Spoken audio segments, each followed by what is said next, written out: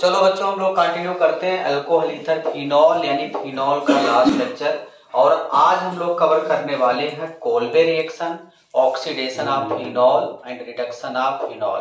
अच्छा, कोल्बे हुआ था रीमर टीमन रिएक्शन। तो चलिए हेडिंग लिखिए, reamer टीमन reaction. Reamer टीमन reaction important reaction है, ये आपके एग्जाम में आ सकता है। Reamer टीमन reaction, reamer टीमन reaction.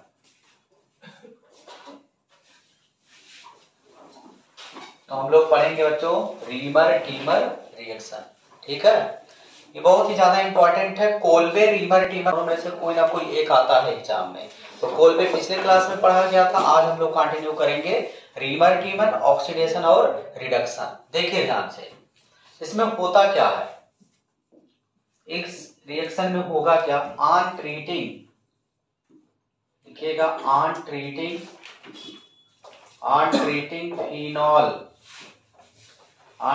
Phenol with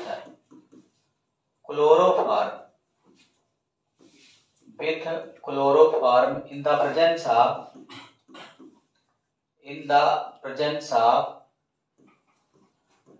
of sodium hydroxide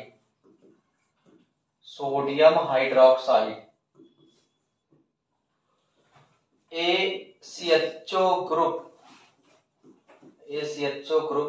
introduced at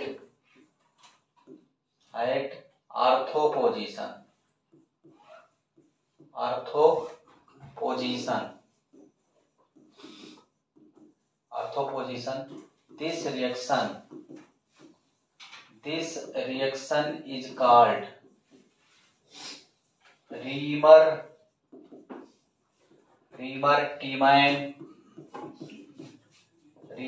टीमन reaction. इस रिएक्शन का नाम है बच्चों रीमर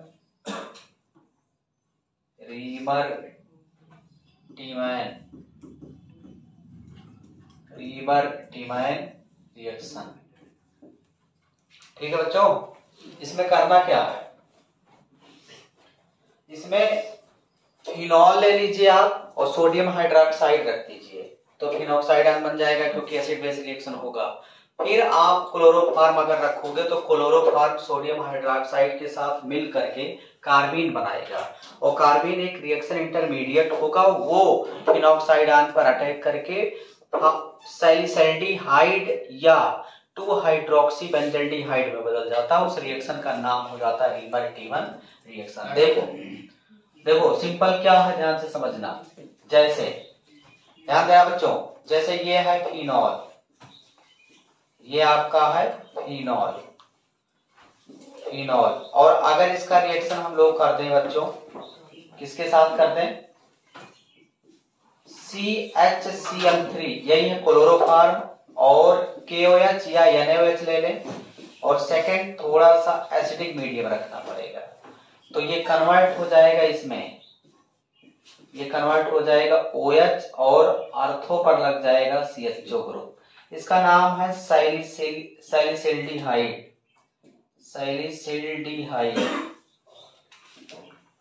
इसका नाम है सैलिसल्डिहाइड कॉमन नेम, और आईपीएसी नेम देखा जाए तो 1,2 पर हाइड्रोक्सी लगा है। तो अगर आईपीएसी नेम बोलेंगे तो 2 हाइड्रोक्सी बेंजल्डिहाइड, नाम क्या हो जाएगा बच्चों, 2 हाइड्रोक्सी बेंजल्डिहाइड। तो आईपीएसी नेम 2 हाइड्रोक्सी बेंजल्डिहाइड और कॉमन नेम सैलिसल्डिहाइड। इस रिएक्शन का नाम क्या है, रीमर टीमन रिएक्शन। बहुत ज्यादा इंपॉर्टेंट है, ये ध्यान देना। अब देखो ये आखिर में रिएक्शन हो कैसे रहा है, क्या इसका मैकेनिज्म है रीमर टीमन का। देखिए ध्यान से, अगर रीमर टीमन रिएक्शन की हम लोग बात करें तो इसके मैकेनिज्म की हम लोग बात कर लेते हैं। मैकेनिज्म क्या है, मैकेनिज्म देखो स्टेप वन में क्या होगा, ये जो क्लोरोफॉर्म है और सोडियम हाइड्रोक्साइड दोनों आपस में मिल जाएंगे। जैसे हम क्लोरोफॉर्म से बना देते हैं, यहाँ 3 Cl लगा हुआ है और ऐसे सिंगल बॉन्ड हाइड्रोजन, ये क्या है? क्लोरोफॉर्म है। और अगर बेस होगा तो बेस क्या देता है? OH negative. अरे भाई KOH या NOH यहाँ रखेंगे तो OH नेगेटिव ही तो देगा। अच्छा, OH नेगेटिव क्या गेन करता है? H प्लस ना, और H प्लस ये निकल सकता है आसानी से। क्यों निकल सकता है? क्योंकि ये H प्लस जब निकलेगा तो इसका जो नेगेटिव चार्ज है स्टेबलाइज हो जाएगा। क्योंकि यहाँ देखिए माइनस आई, तो 3 माइनस आई की वजह से इसका जो नेगेटिव चार्ज है स्टेबल हो जा रहा है। तो भले ही ऑक्सीजन, फ्लोरीन और नाइट्रोजन नहीं है, फिर भी एक हाइड्रोजन आपका क्या है? एसिडिक हाइड्रोजन है, क्योंकि 3 माइनस आई ग्रुप लगे हुए हैं। तो ये क्या करेगा? ये H प्लस यहाँ से जब निकालेगा तो कन्वर्ट हो जाएगा H2O में, OH और H प्लस मिल करके, और ये दोनों इलेक्ट्रॉन कार्बन पर आ गए, और ऐसे 3 Cl तो ऐसे जुड़े ही हैं, दोनों इलेक्ट्रॉन कार्बन पर आए और दोनों इधर आए, इस वजह से चार्ज क्या लिख देते हैं? Negative charge. मतलब 2 इलेक्ट्रॉन और नेगेटिव चार्ज लिख दिया। अब अगर देखा जाए न्यूट्रल ज्यादा स्टेबल होता है नेगेटिव या पॉजिटिव चार्ज से, तो इसको अगर हम न्यूट्रलाइज करना चाहें, तो यहां से एक Cl नेगेटिव निकल जाएगा। ये Cl नेगेटिव जब यहां से निकालेंगे तो बन जाएगा ऐसे बच्चों, देखना ऐसे Cl सिंगल बॉन्ड Cl, और यहाँ अभी 2 इलेक्ट्रॉन ऐसे बचे रह जाएंगे और बाकी Cl नेगेटिव निकल चुका। तो न्यूट्रल स्पीशीज बना कि नहीं?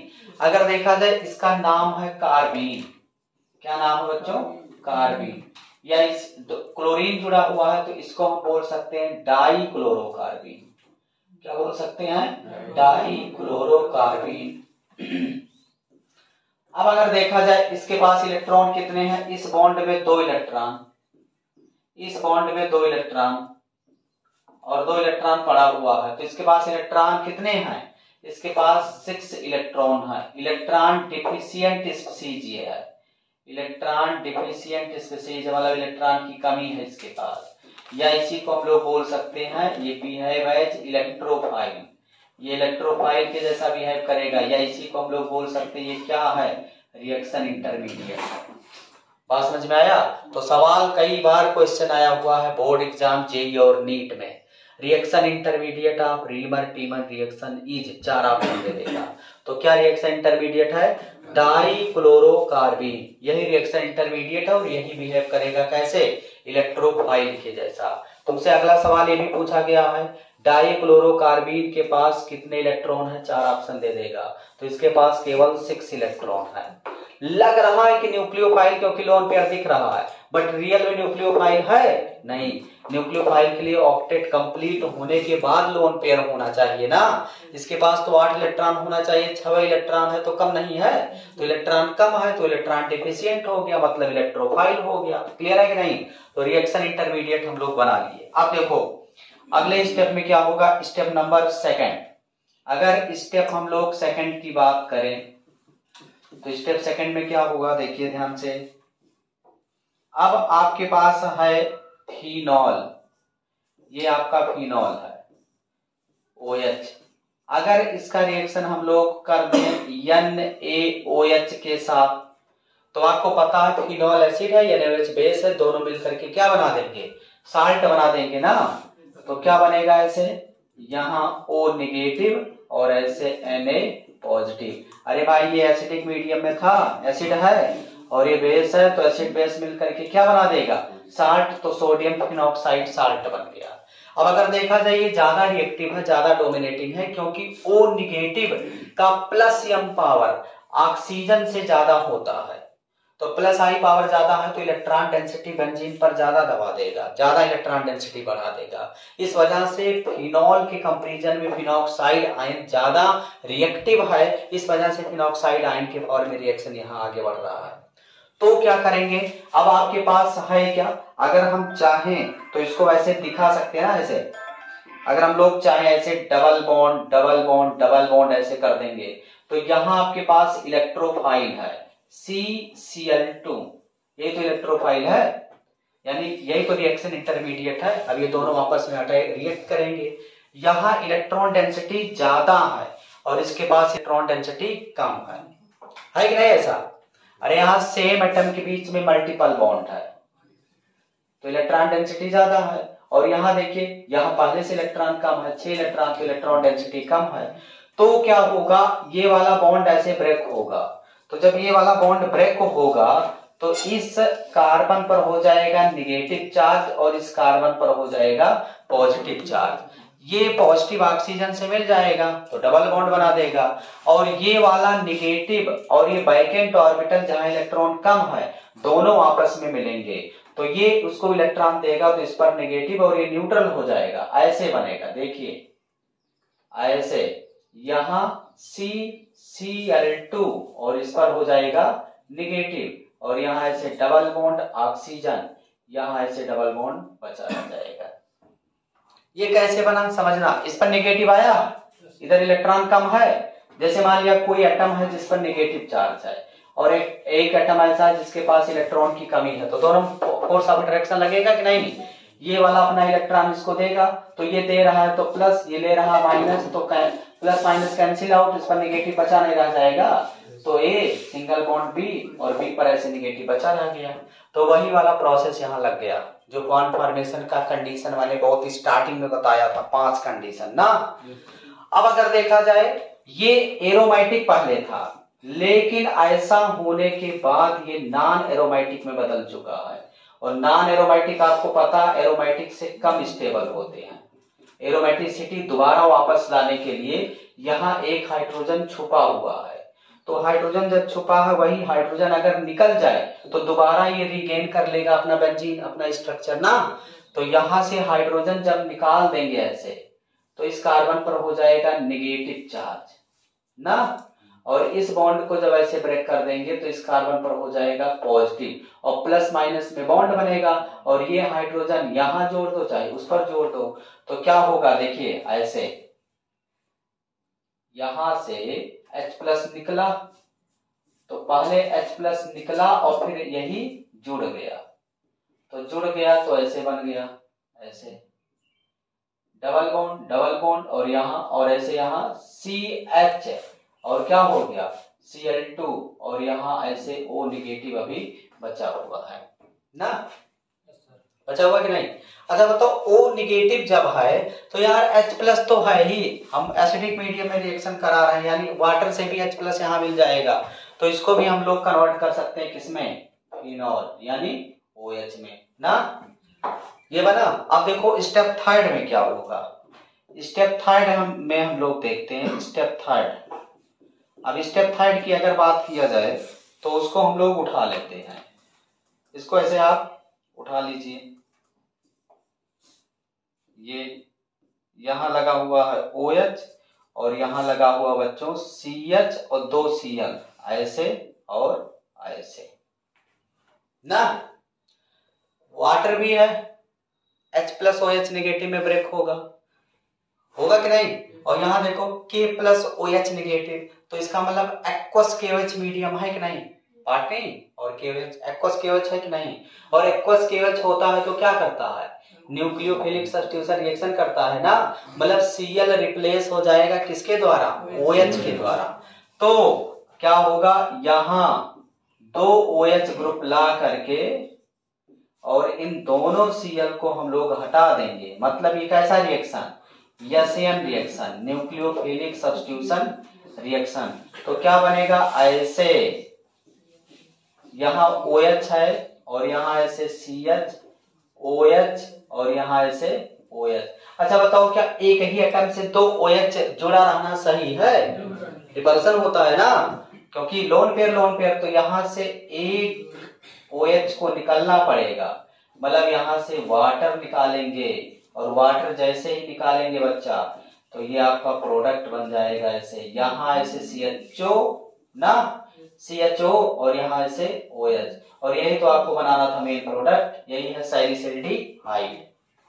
या तो इसी में ऐसा भी कर सकते थे, यहाँ केवल एक OH रिप्लेस कर दो, एक OH रिप्लेस कर देगा एक Cl को, तो ऐसा भी तो बन सकता है, देखना ऐसे, यहाँ CH एक OH आ गया और एक Cl ऐसे पड़ा हुआ है ना, और यहाँ भी क्या है OH, तो भी तो रिपल्सन होगा कि नहीं होगा। देखिए देखो, एक एटम से जुड़ा हुआ लोन पेयर इधर वाला भी है और लोन पेयर इधर है कि नहीं, तो किसी एक को निकलना पड़ेगा कि नहीं, कौन निकलेगा, जिसका साइज ज्यादा होगा। किसका साइज ज्यादा है, Cl का, तो यहाँ से Cl नेगेटिव निकलेगा, तो इस पर हो जाएगा प्लस चार्ज, और यहाँ से हाइड्रोजन निकल जाएगा, तो यहाँ नेगेटिव प्लस माइनस मिला, और यहाँ से अब की बार क्या कर देंगे, HCl निकालेंगे, तो प्रोडक्ट वही तो फिर सेम बन गया ना, यहाँ CHO और यहाँ ऐसे OH, तो यही तो प्रोडक्ट हम लोग बना रहे थे।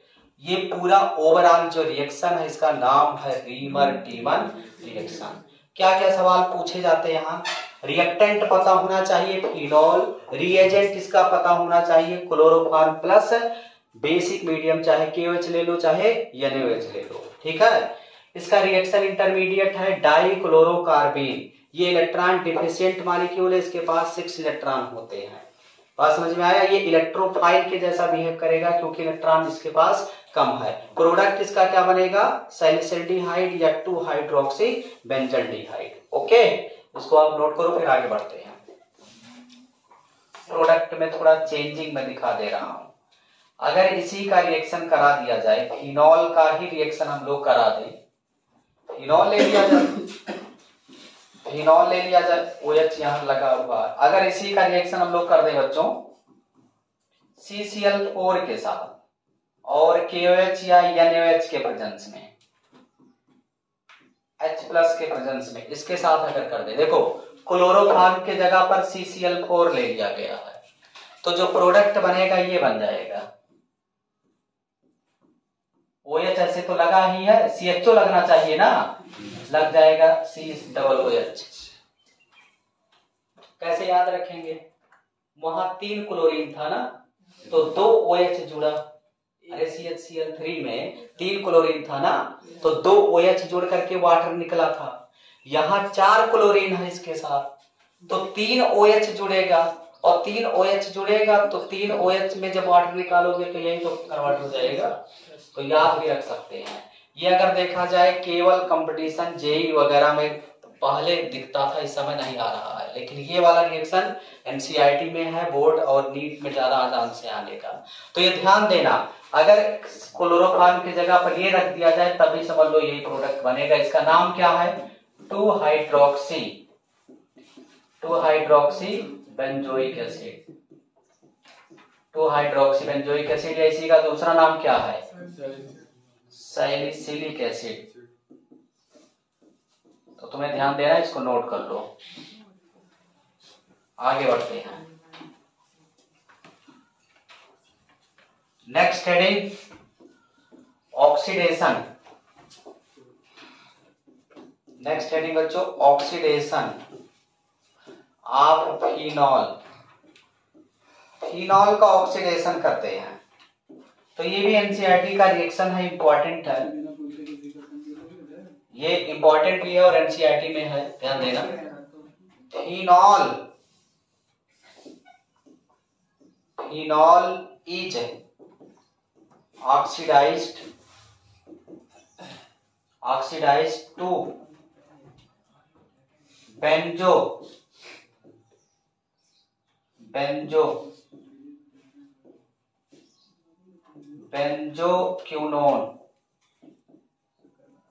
बेंजोक्विनोन में बदल जाता है, या इसी को बोलते हैं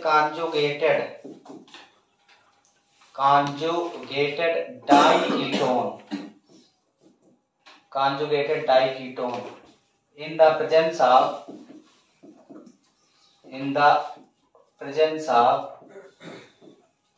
oxidizing agent,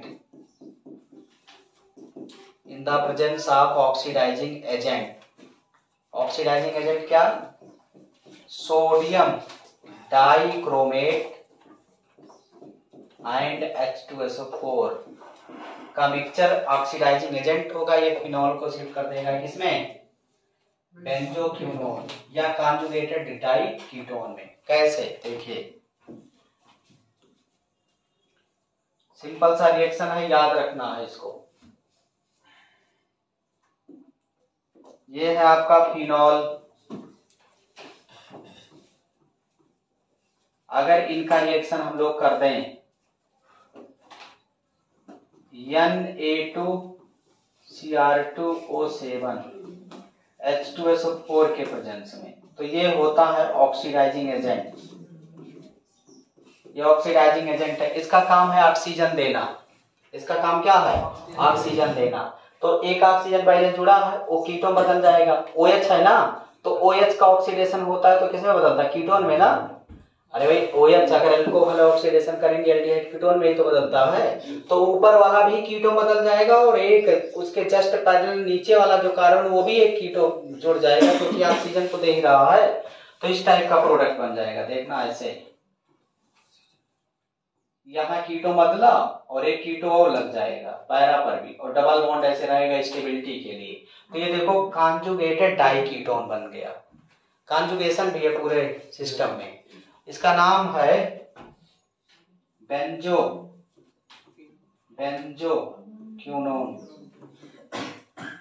या इसी को बोल सकते हैं कॉन्जुगेटेड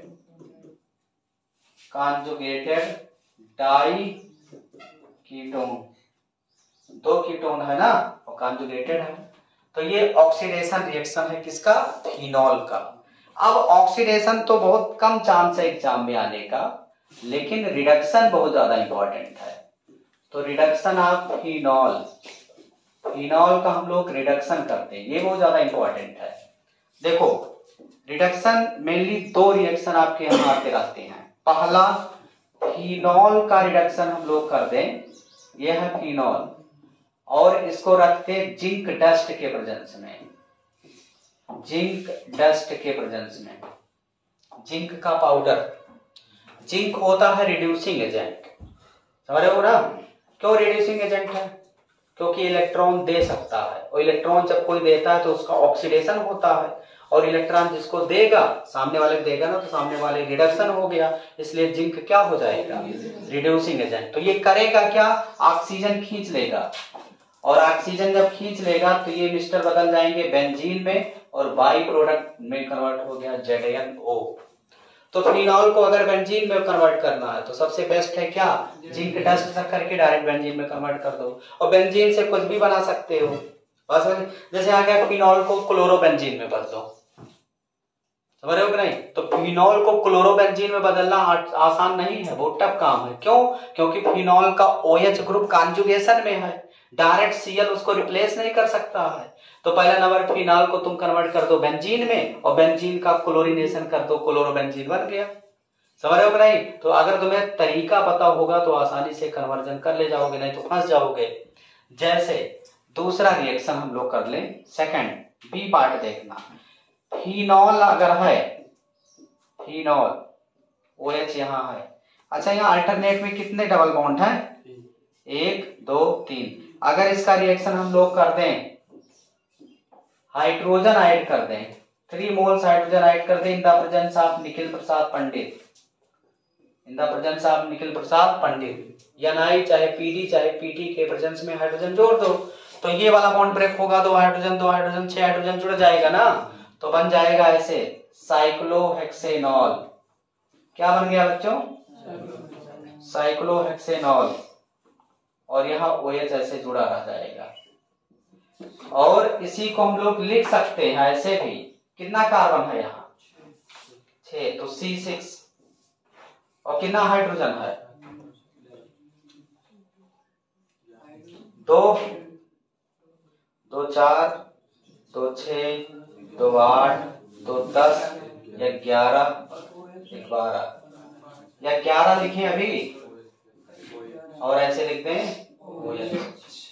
ये ऑप्शन में दिखा हुआ है कि फिनॉल का अगर NiH2 के साथ रिएक्शन करेंगे तो निम्न में से प्रोडक्ट बनेगा C6H11OH, C6H12OH, C, ऐसे कई ऑप्शन दिया हुआ, तो तुम फंस जाओगे यार ये क्या बन गया? अभी रिंग था, रिंग ही ब्रेक हो गया, मॉलिक्यूलर फॉर्म में दे दिया है, समझ रहे हो ना। तो बहुत ज्यादा इंपॉर्टेंट है, ये दोनों रिडक्शन ऑफ फिनॉल के एग्जाम्पल हैं, तो आप नोट कर लीजिए। इसी के साथ आपका फिनॉल चैप्टर समाप्त हो चुका है। ठीक है बच्चों, उसको लिख लो, फिर कुछ और इम्पोर्टेंट सवाल करते हैं।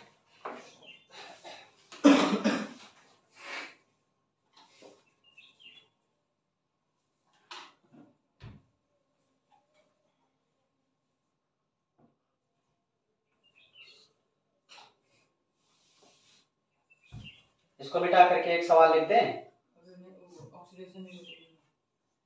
चलो, एक एनसीईआरटी का सवाल है, आप लोग लिखो, मैं सवाल लिख रहा हूं तब तक।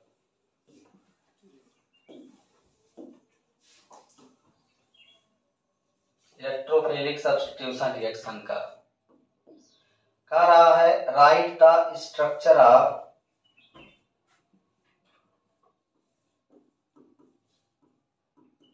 write the structure of major product. कह रहा है मेजर प्रोडक्ट का स्ट्रक्चर आपको लिखना है। ठीक है बच्चों, पहला दिया है मोनोनाइट्रेशन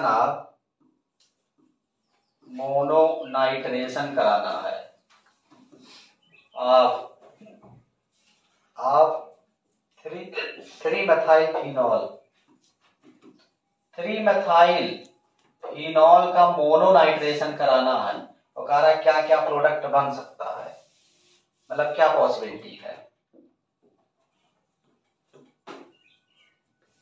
ठीक है बच्चा लोग। दूसरा फिर कह रहा है डाइनाइट्रेशन ऑफ 3-methyl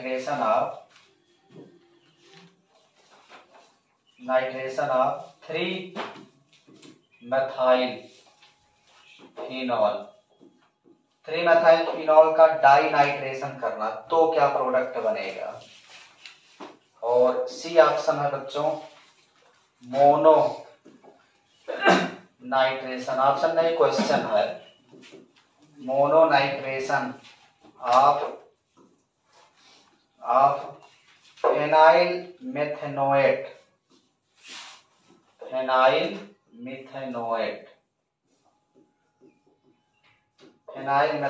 का रिएक्शन कराना है। फेनाइल मेथेनोएट नहीं यार, फेनाइल मेथेनोएट है, नाम लगाओ। देखते हैं कितने लोग इसको कर पाएंगे।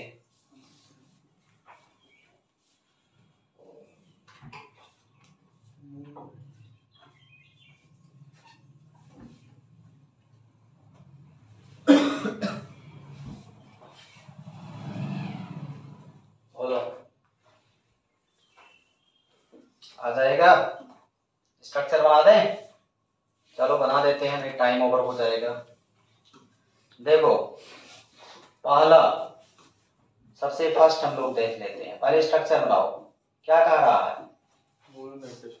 3-methyl फिनॉल ना, ऐसे ही इसका नाइट्रेशन करना है बच्चा।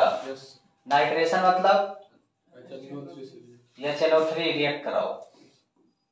तो मोनो नाइट्रेशन करना मतलब एक बार NO2 जोड़ना। कहाँ जोड़ना सही है? ये आपको पता अर्थो पैरा डायरेक्टिंग है ना, और ये भी आपको पता अर्थो पैरा डायरेक्टिंग है, तो दोनों अर्थो पैरा है, अर्थो पैरा दोनों भेजेगा। तो ऐसे जगह पर जोड़ो जो दोनों बता, जैसे हम कहें कि वहां बैठो और कोई टीचर कहे वहीं बैठो, तो तुम वहीं बैठ जाओगे। हम कहें वहां बैठो और कोई दूसरा टीचर कहे नहीं यहाँ बैठो, तो जो डोमिनेटिंग होगा उसका बात तुम मानोगे। कुछ समझ पा रहे हो कि नहीं? तो ऐसे यहाँ ये भी अर्थोपैरा भेजना चाह रहा है, ये भी अर्थोपैरा भेजना चाह रहा है, तो कौन सा पोजीशन बेटर होगा? अब अगर देखा जाए, इसका पैरा ये है ना, और इसका अर्थो ये है, तो ये भी सही है। इसका पैरा ये है, इसका अर्थो ये है, तो दो जगह जुड़ सकता है। क्या इस पर जोड़ना सही है? यहाँ भी जुड़ तो सकता था, पर रिपल्सन की वजह से बीच में नहीं रुक पाएगा बेचारा, ना, एकदम नजदीक हो गए हैं। तो क्या होगा, पहला प्रोडक्ट ये बनेगा, देखना OH, और यहाँ मेथाइल है ही, एक तो यहाँ जोड़ सकते हो NO2, और एक पॉसिबिलिटी ये भी है, यहाँ भी जोड़ सकते हो OH, यहाँ मेथाइल है, यहाँ जोड़ सकते हो, यहाँ क्या जोड़ सकते हो NO2। क्या यहाँ जोड़ सकते हैं, क्योंकि ये मेटा हो जाएगा दोनों, यहाँ जोड़ सकते थे बट क्यों नहीं जोड़ पाएंगे, क्योंकि रिपल्सन की वजह से। क्लियर है ना। चलो दूसरा सवाल, एनसीईआरटी क्वेश्चन है, बहुत इंपॉर्टेंट है, लेवल का सवाल है। देखो फिर कह रहा है कि 3 मेथाइल फिनॉल लीजिए, ये 3 मेथाइल फिनॉल ले लो, OH लगा दो और 3 पर मेथाइल। कह रहा है कि डाई नाइट्रेशन अब की बार कर दो, HNO3 रखना आपकी, इसका मतलब कहने का है कि 2 NO2 ग्रुप जोड़ना है। तो ये भी अर्थोपैरा, ये भी अर्थोपैरा, कहाँ जोड़ना बेटर है, जब डाई नाइट्रेशन है तो दोनों जगह ये जोड़ दो यार, इतना नहीं समझ पा रहे हो हम, तो यहाँ भी जोड़ दो वहां भी जोड़ दो, सिंगल प्रोडक्ट बन गया ऐसे ना। यहाँ Cl, अब इसके अनुसार यहाँ जोड़ दिया एक NO2, और यहाँ भी जोड़ सकते हो। अगर कह देता ट्राई नाइट्रेशन, तब मजबूरी हमारा हो जाता यहाँ जोड़ना, तो समझ पा रहे हो कि नहीं। रिपल्सन भले ही होता, ट्राई नाइट्रेशन अगर कह देता तब जोड़ सकते थे, लेकिन यहाँ जोड़ सकते थे क्या, तब यहाँ नहीं जोड़ेंगे अभी, क्योंकि ये दोनों का मेटा हो जाएगा। चलो अगला, अगला सवाल है फेनाइल, ऐसे एस्टर है, यहाँ ऑक्सीजन, यहाँ C double bond O CH3, phenyl ethanoate है, फेनाइल इथेनोएट। तो अगर देखा जाए ये फेनाइल ग्रुप लगा है, अच्छा इसका, अच्छा देखो लोन पेयर कंटेनिंग है कि नहीं, की एटम लोन पेयर है ना, मतलब ये क्या है, अर्थो एंड पैरा डायरेक्टिंग है ना, तो अर्थो पैरा डायरेक्टिंग है, इसका नाइट्रेशन कर दो HNO3, मतलब कैसा नाइट्रेशन कराने के लिए कह रहा, मोनो, तो मोनो नाइट्रेशन करोगे तो कहाँ जाएगा, अर्थो की पैरा, अर्थो क्यों नहीं जाएगा, बहुत ज्यादा रिपल्सन होगा, मतलब वो जा नहीं पाएगा, इतना देख रहे हो कितना बड़ा सा ग्रुप लगा हुआ है, तो अर्थो जाएगा नहीं, तो कहाँ जाएगा, जब जबरदस्ती पैरब ले जाना हो तो ऐसे प्रोटेक्ट, इसको बोलते हैं प्रोटेक्टिंग ग्रुप, इसको क्या बोलते हैं, प्रोटेक्टिंग ग्रुप, ये प्रोटेक्टिंग ग्रुप है, मतलब ये अर्थों को प्रोटेक्ट करेगा कि अर्थों पर आना पाए इलेक्ट्रोफाइल। जैसे कभी ऐसा स्थिति आ जाए कि अर्थों नहीं लाना है, तो प्रोटेक्टिंग ग्रुप लगा देते हैं, तब नाइट्रेशन कराएंगे। तो कहाँ नाइट्रो ग्रुप ऐड होगा, पैरा पर, तो OCO CH3, और यहाँ पैरा पर क्या लगा देंगे NO2। तो ये एनसीईआरटी का सवाल था, नाइट्रेशन से रिलेटेड, इंपॉर्टेंट है, आपको ध्यान देना है, इसको आप नोट कर लो। आपका अल्कोहल ईथर फिनॉल चैप्टर समाप्त हो चुका है। एनसीईआरटी के कुछ इंपॉर्टेंट क्वेश्चन के साथ हम लोग कल मिलेंगे। कल एनसीईआरटी का इन टेक्स्ट क्वेश्चन सॉल्व करेंगे, ठीक है। पहले इन टेक्स्ट कराएंगे, फिर एक्सरसाइज कराएंगे, और फिर बाद में एग्जाम्पल, अगर देखा जाए तो मैक्सिमम एग्जाम्पल तुम कर सकते हो अपने से, और नहीं जो आएगा तो अलग से आप हो सकते हो, ठीक है। तो मिलते हैं कल बच्चों, ओके, थैंक यू।